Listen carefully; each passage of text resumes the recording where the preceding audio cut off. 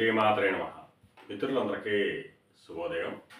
ఈరోజు శ్రీ విశ్వావసనామ సంవత్సర వైశాఖ శుద్ధ త్రయోదశి శనివారం.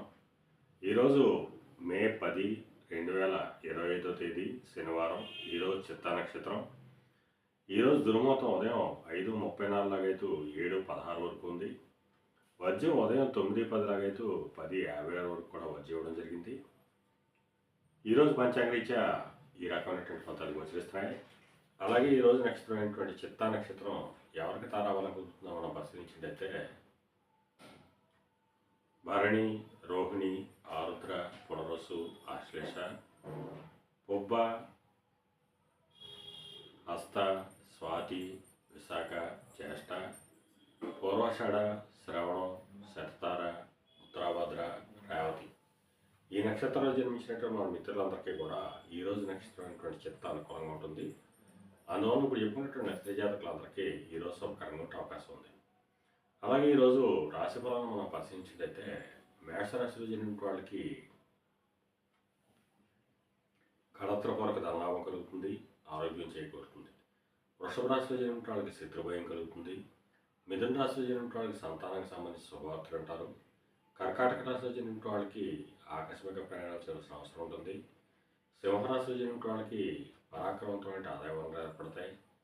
కన్యారాశిలో జన్మించిన వాళ్ళకి ధనాదాయం వృద్ధి చెందుతుంది. తులారాశిలో జన్మించిన వాళ్ళకి ఆరోగ్యం చేకూరుతుంది.